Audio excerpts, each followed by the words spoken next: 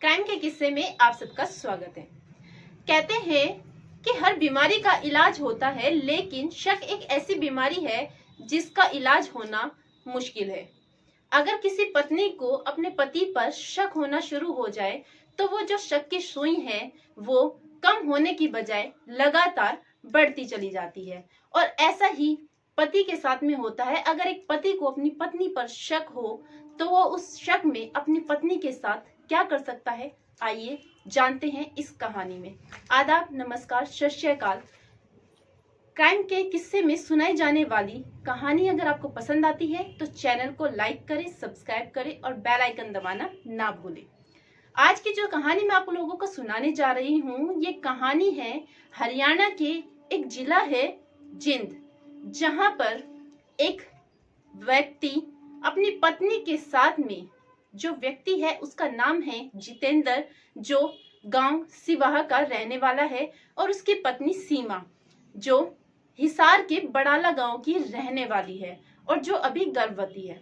दोनों पत्नी पत्नी घूमने के लिए सालासर दर्शन के लिए जाते हैं और जब वो वहां से लौट रहे होते हैं और जैसे ही वो नेशनल हाईवे 152D पर पहुंचते हैं 17 मार्च के दिन, तब उनकी गाड़ी में अचानक से आगे चलने वाले ट्रक से टक्कर लगती है और टक्कर लगने के कारण जिस तरफ सीमा बैठी हुई थी उस तरफ से उस गाड़ी को काफी ज्यादा चोटें आई थी, उसमें काफी ज्यादा नुकसान हुआ था और उस पत्नी को भी, मतलब कि सीमा को भी काफी चोटें आई थी।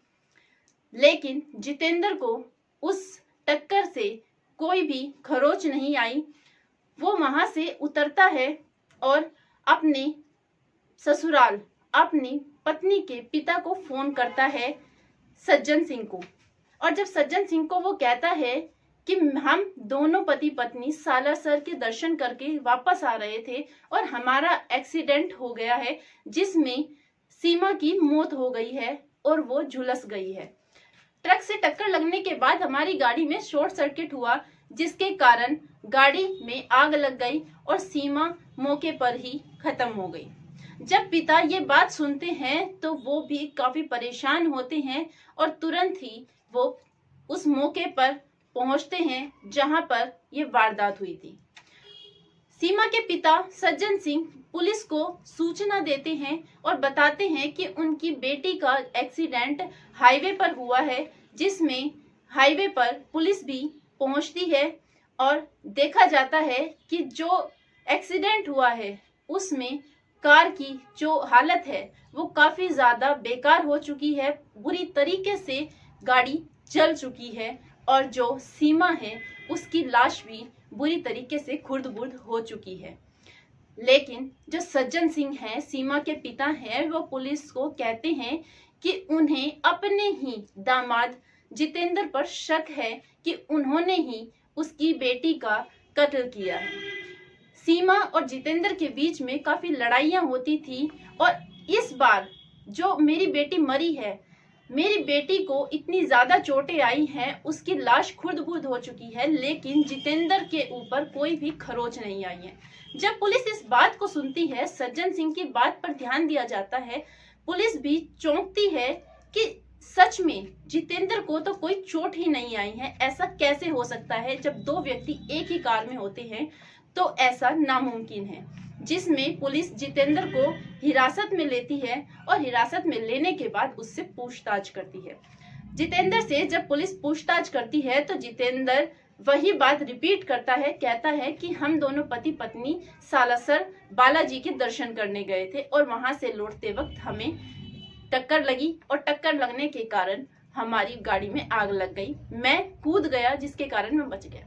जब पुलिस यही बात दोबारा सुनती है तो पुलिस जितेंद्र से सख्ती से पूछताछ करती है और सख्ती से पूछताछ करने में जितेंद्र टूट जाता है और जितेंद्र एक ऐसा सच बताता है जिसे सुनकर पुलिस भी हैरान थी। जितेंद्र बताता है कि सीमा के चरित्र पर उसे शक था और इसी शक के कारण वो अपनी पत्नी को मारना चाहता था, जबकि सीमा प्रेग्नेंट थी और वो अभी जितेंद्र के बच्चे की मां बनने वाली थी। जितेंद्र बताता है कि मैंने एक प्लान बनाया, मैंने बालाजी दर्शन करने के लिए हम दोनों घूमने गए और वहां से आते समय पूरे रास्ते सीमा जगी हुई थी। लेकिन जैसे ही हम अपने गांव पहुंचने वाले हुए सीमा सो गई और सीमा के सोने के बाद मैंने सामने जा रहे ट्रक में सीमा की साइड से टक्कर मारी और उस टक्कर में सीमा को चोट आई और जिसके बाद मैंने गाड़ी को ऐसी जगह पर खड़ा किया ताकि सीमा उस गाड़ी से अपनी खिड़की खोलकर ना निकल सके और ना वो बच सके। जब वो गाड़ी से उतरा तो मैंने अपनी गाड़ी में पेट्रोल और परफ्यूम दोनों का छिड़काव किया और छिड़काव करने के बाद मैंने जब ये देखा कि आसपास कोई भी व्यक्ति नहीं है, एक लाइटर से एक पेपर में आग लगाई और उस आग लगाए हुए पेपर को मैंने गाड़ी के पिछली सीट पर रखा। जब उस पेपर को मैंने पिछली सीट पर रखा उसके बाद मैंने गाड़ी पर पेट्रोल डाला। पेट्रोल डालने के बाद गाड़ी में आग लग गई और वहीं पर सीमा खत्म हो गई। जब पुलिस ने ये बात सुनी, जितेंद्र के द्वारा अपना जुर्म कबूलने पर पुलिस ने जितेंद्र को रिमांड पर लिया है और ये रिमांड अभी जारी है। दोस्तों, इस पूरे घटनाक्रम को सुनाने का उद्देश्य आपको परेशान करना नहीं था, बल्कि आपको जागरूक करना था, आपको सचेत करना था। आप जहां भी रहे खुश रहे, सुरक्षित रहें।